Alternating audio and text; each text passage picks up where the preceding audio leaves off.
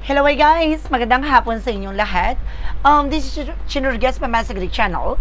A fated or awesome matarder. So ngayong hapon na to, tingnan natin ang sabihin sa iyo ng ating mga gabay. So this is a random gabay for the sign of Aries. So Aries, welcome back to my channel. Ano kayong messages, advices, and spirit guys ang ating masasaga for today's video? Kanina kayong energy o kaganapan sa buhay ng mga Aries signs ang ating mga kagilap. So guys, this reading is a general reading lamang. Hindi lahat makaka-resonate, kunin lamang po ang makaka-relate sa inyo. And comment down below kung kaninong energy ang ating nasagot. And of course, don't forget to like and subscribe my channel and hit the notification bell for more videos updated. Maraming salamat po sa mga walang sawang pagsuporta sa aking channel, lalo-lalo na ang hindi nag-skip ng ads, away pagpalain kayo ng Diyos at may kapal. Siksik-liglig na umapaw na biyayang manambalik sa inyo. So let's see guys, what is the messages ng ating angel spirit for the sign of Aries. So let's see and watch this. Angel Spirit Guide, please give me information paano kayong sabihin sa'yo ng ating mga barahan. Angel Spirit, please give me information po. Oh my God, there's a lovers. Oh my God, talagang it's all about pag-ibig. Oh my God, no? Ang magpapatibok sa pihik ang puso mo, ang pagbibigay kilig sa buhay mo. And there's a page of being curiosity. Some of you guys, there's a spy looking, watching at you.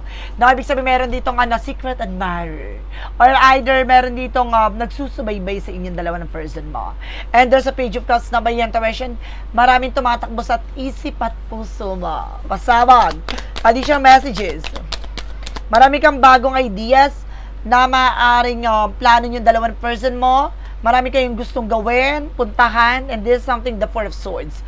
No, there's something of war fatigue. Maaaring kailangan nyo rin ng pahinga, ha? Masyado rin kayo dito na pagod. At the same time, guys, meron ako na sense dito na maaaring maraming tumatakbo sa isip nyo, sa utak nyo. No? And this is something that is wants. No? A new ideas and new plans. No? Dito papasok ang mga bagong eksena na gusto nyong gawin, and this is something, the Queen of Cups, emotional kilig, na maging kalmado na, no, sa lahat ng gagawin mo action and decision. Additional messages with the lovers. Represent with the Page of Wands. So there's something na good news, na may magandang balita na maaaring magugulantang ka, na may magandang balita na maaaring magbigay sa pasabog sa eksena mo. Now, some of you makakatanggap ka ng phone call and messages na a love letter. Oh, charis. Kumbaga may makakatanggap ka mensahe paparating sa inyong dalawa na person mo. And this is something guys with the Eight of Wands, or may kinalaman na ba sa inyong dalawa na person mo. And there's an Eight of Pentacles, represent guys of focus, na being dedicated sa trabaho, negosyo, hanap buhay mo. Ibig sabihin, tumutok ka. Natutukan mo ito. What is the additional messages? Represent with the Four of Pentacles for saving money, protection at pangalagaan mo yung grounds mo. Even your territory, no? There's something and get my information, guys. So, there's something, the Nine of Cups, a week fulfillment. So, may mga bagay na matutupad na. May mga bagay na maisa sa katuparan mo na. May mga bagay na unti-unti mo na makakamit, makakamtan. No? And of course, there's an ease of with a breakthrough. Talagang tagumpay, may kampay na magaganap, guys. No? Maaaring magbigay kaliwanagan, no, sa inyong isipan, sa inyong plano at pangarap. Let's see, and this is something the Knight of Wands for slow and steady. Na panatiliing kalmado, huwag ka masyadong agresibo. Na manatiling kalmado ang iyong pakiramdam, huwag kang magmadali. Na huwag masyadong pabugso-bugso ang iyong damdamin. No, dahil baka malito ka, no, kapag tumibok ang puso na. Charis, eme. Let's see what is the additional messages. So this is something the Nine of Pentacles, na magkaroon ka ng seguridad. No, pagdating sa relasyon. No, dahil mayroon kang balitang matatanggap. Additional messages. So represent guys with the King of Cups. May devoted to for the person dito. No, maaaring ginagawa at sinusuportahan ka ng ating angel spirit. No? And of course, this is something that's striker with confident. No, magiging malakas ang loob mo, magiging matapang ka na. No, magiging palaban ka na dito. And this is something that temperance with a perfect timing. So, unti-unti nang hihilom. No, unti-unti nang gagaling ang iyong karamdaman. At the same time, ito yung panahon at pagkakataon para makuha mo na ano man yung mga bagay na ninanais mo. no? Magdadala ng katuparan sa mga pangarap mo. And there's a judgment for a wake-up call. Pinapaalalahanan ka na you need to pay attention. Putuli mo yung mga bagay na makakasira sa mental health mo, no? Na magbibigay worries, that requires anxieties, depression sa'yo. Alisin mo na kagad yan, no? Alam mo nga itong bagay na to yung magbibigay ng stress sa'yo. It's either, for example, meron kang bagong negosyo or bagong trabaho papasukan na alam mong mag-drain ka, no? Alam mong para mag-exhausted ka dyan sa situation or sa eksena na yan, iwasan mo na, no? There's a 7 of Wands protection at pangalagaan mo ang iyong sarili, no? Utay, unti-unti lang. Kung alam mo itong bagay na to ay hindi makakatulong sa sarili mo, magtantan ka na. And this is something the Eight of Cups for something moving forward. Makaka-move on ka at makakawala ka rin dyan. No, unti-unti ka rin dyan makakaraos. And this is something the Queen of Wands. No, there's an empowerment. Kailangan mo maging malakas ang loob, maging matapang ka dyan. No? Alisin mo yung pangamba, takot mo. And this is something the Two of Cups in a partnership. Some of you mayroon talagang partnership dito kinalaman. Now, about sa negosyo, trabaho. Because this is something the Three of Swords. Some of you maraming napapalibutan ka ng mga inggitera. No? Maraming plastic, pakilamera, no? And of course, there's something guys with the Three of Pentacles with the collaborations na kailangan mo makipag-communicate ng maayos. Na kailangan mo makipag-usap ng maayos, no? And of course, there's something that's kind of so with the sabotage, no? Talaga may sumasabotahe sa'yo. Kaya kailangan mo na protection Na protection na mo yung pangalagaan ng sarili mo. Mag-set ka ng boundaries kasi maraming mga ibabatay sa yung blockages. No? Marami sa yung anong eksena para hindi mo makuha yung bagay na yun. So, let's see. Hagilapin natin, alamin na natin anong ganap sa'yo pagdating sa finances and career, love life, at kalusugan. Let's watch this. Okay, let's see what is the additional messages for finances and career. There's an Eight of Wands with a fast communication, fast movement. No, bibilis ang takbo ng sitwasyon mo. Some of you makakatanggap ka na ng mensahe, no? Phone call and messages, and there's a chart with an action and movement. No, magkakaroon ng changes and development sa iyong trabaho, no? Sa iyong negosyo.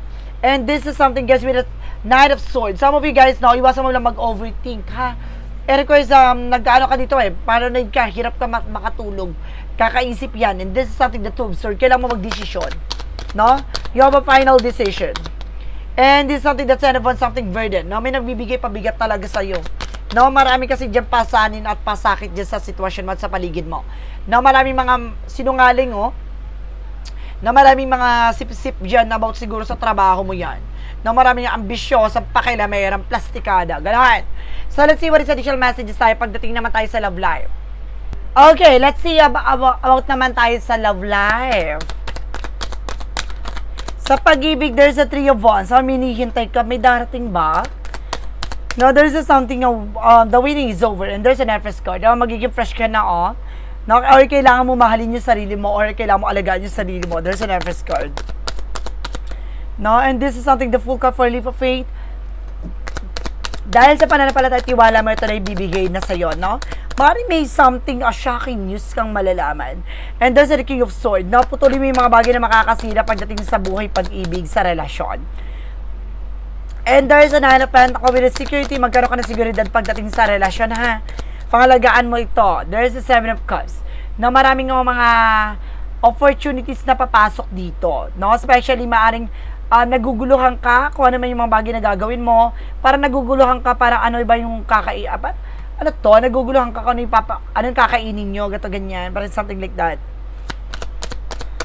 Parang nagsasawa ka na sa pagkain. Additional messages tayo about naman tayo sa kalusugan. And there's something, the Eight of Swords. No, there's a lot of toxic and negativities around you. No? Ibig sabihin, bloated ka, Ibig sabihin dito, guys, it's either hindi ka natutunawan or either, guys, no, meron ka palipad hangin talaga. No, nag-bloated ka. No? And this is something, the Queen of Pentacles. No, maging secure ka pagdating sa kalusugan mo. And this is something, the Four of Cups. No, iwasan mo magtumanggap ng mga pagkain na galing sa labas, no, sa ibang tao. And there's a Page of Pentacles. No, talagang nag-i-invest siya, no, talagang pinupondohan ka dito para, I think this is something buntit, no? Lumalaking tiyan mo pag lumalaking dagat, no? And this is something the Emperor. Maging mature ka. Huwag ka tumatanggap ng mga pagkain na kahit na bigay, no, na galing sa labas. And there's a Magician. Talagang ginagawan ka talaga dito. No, meron ako nakita talaga na black magic dito, guys. na maraming offer na binibigay sa every moment. So guys, let's see what is additional messages tayo pagdating sa Magical Fire Messages, advices, and of course sa Pick a Card Yes or No. Kung bago ka sa channel ko guys, ang Pick a Card Yes or No, pwede ka magtanong. No? Isa lang magiging sagot dyan, 1, 2, or 3. Pipili ka dyan guys, comment down below kung anong number ang napili mo para malaman ko kung umabot ka ba sa reading na to. Let's see Magical Fire Messages, so let's watch this. With the Magical Fire Messages, represent what?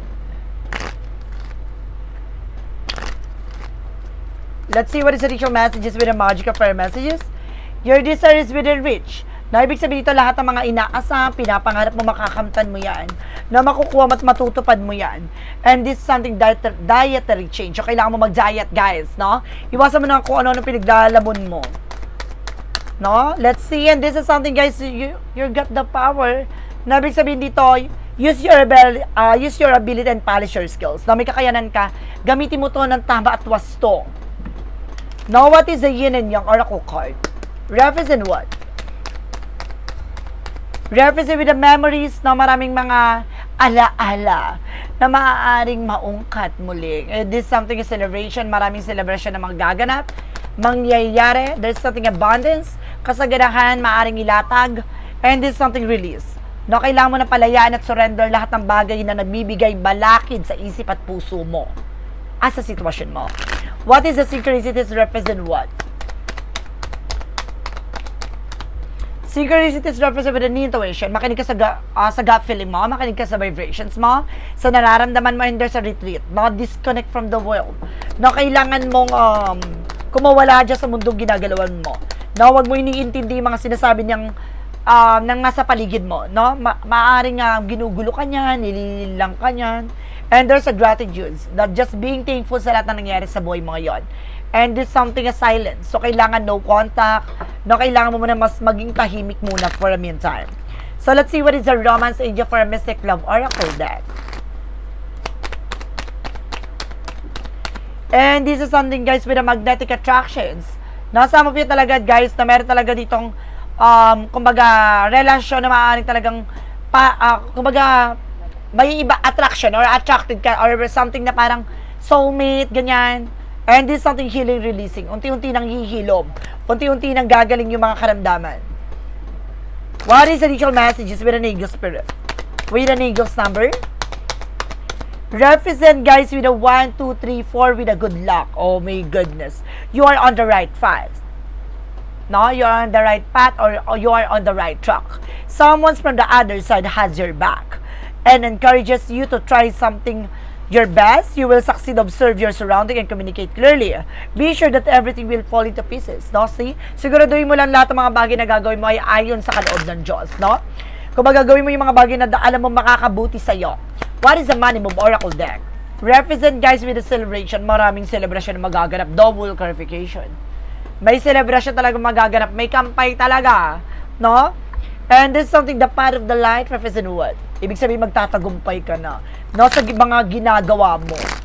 No, sa mga ginawa mo, magtatagumpay ka na. Now, let's see, there's a path of the light represent, guys, with a victory. See, victory talaga, te. No, kuya, sir, tagumpay talaga. I have the growth within the universe, discovering the higher wisdom that lead me to victory by directing my thoughts to clarity. I cultivate wisdom and love and kindness within myself. With this, I am free to embrace all that life offers, knowing that I am guided and supported by divine light. So, alam mo sa sarili mo na ginagabay ka ng ating Angel Spirit at magtatagumpay ka sa anong dako, no, ng mundo. And this is something, the shadow work represent what? From the shadow work represent, guys, with a self-compassion. Now, there's a growth mindset and resilience. Embracing imperfection and help your spine strength. So, see? Makahanap mo yung lakas ng loob at tapang mo dito kung mamahalin mo yung mga bagay na alam mong kamalian mo, kabiguan mo, at the same time, yung pangit na part sa buhay mo. No, kung hindi ka marunong mga tumanggap ng kabiguan, ng mga bagay na alam mong pangit sa sitwasyon na to, hindi mo matatagpuan at hindi mo makakamtan ng tunay na lakas. No? Kasi parang nahihiya ka. No, parang yung self-esteem mo ay napaka-nega. Now, there's something what lies beneath with the future. Ano yung mga bagay na nakatago sa hinahanap mo? Let's see, and this is something you're tired of drama. No, parang napagod ka na magdrama. No, napagod ka na sa drama na to. Napagod ka na sa mga iyak-iyakang eksena. No, parang ayaw mo nang maniwala. And there's a clarifying for a love situation. Let's see, and this is something a magic within. Create space for personal growth and self-discovery. Unti-unti mo na mag-discover sa sarili mo. No? Na may mga bagay na unti-unti na magbabago sa sarili mo, sa buhay mo. No, na magpapalawak at magpapalakas sa sitwasyon mo. And there's a clarifying for a life situation. Okay, let's see. Angels, please give me information po. And there's a mountain of mastery. No, ascend towards self-realization and triumphant, guided by the stoic presence of the mastery mountain pathway. So, ibig sabihin dito talaga napakataas. No, kumbaga ngayon mo ma-realize, no? Kumbaga, sa dami mong pinagdaanan, ang dami mong naranasan, makakarating ka rin sa rurok ng tagumpay. Ano man yung mga bagay na naranasan mo sa likod dito, na alam mong ginagabayan ka at binibigyang mensahe ng ating gabay na magpatuloy ka sa ginagawa mo. So guys, let's see what is the pick of cards. Alamin na natin na ng chika sa'yo ng ating gabay. So let's see and watch this. Okay, let's start tayo with the number 1. No, ito yung magiging sagot sa tanong nyo. Kung sino yung nakapili na number 1, ito na yon. And there's something, yes, you are the right on the time, do it now, seize the day. So, ibig sabihin ngayong araw na to, gawin mo na. O ngayon linggong to, ngayong sa mga susunod na eksena, kailangan ngayon pa lang sisimulan mo na. No, wag mong hayaan na lumipas ang panahon na hindi mo magawa. No, number 2, there's a yes, sunny outlook blossom open to divine inspiration. Ibig sabihin nito, sisibol na. No, lalago na, sisinag na ang tunay na liwanag. Sisinag na ang tunay na ganda ng sitwasyon. No, sa likod ng mga pinagdaanan mo, sa likod ng mga naranasan mo, ito na. No, sisibol na muli. Number 3, there's a yes again. The best medicine getting the real scoop. No, ang tunay na gamot dito ay ang mismong maging totoo. At maging tunay na tao. Na parang sinasabi dito, maging realistic at maging totoo ka sa sarili mo. No? Iwasan mo magpanggap para lang mahaling natanggapin kanila. No? Iwasan mo yung kumbaga, pagdadrama, something like that. Kung ano ka, anong ugali mo, ipakita mo yan. So guys, this is a random gabay. No? For the sign of Aries. So Aries, maraming salamat po for this wonderful reading. So once again, this reading is a general reading namang nila at makaka-resonate. Kunin lamang po ang makaka-relate sa inyo and comment down below kung kaninong energy ang ating nasagap. Because don't forget to like and subscribe my channel and hit the notification bell for more videos updated. Tapos maraming salamat po sa mga walang sawa pag-suporte sa aking channel, lalo-lalo na ang hindi skip ng ads. So wait, pagpalain kayo ng Diyos at may kapalit siksik, nagliglig na umapaw na biyayang manabalik sa inyo. At maraming salamat pa. See you in the next video. Bye-bye and babush!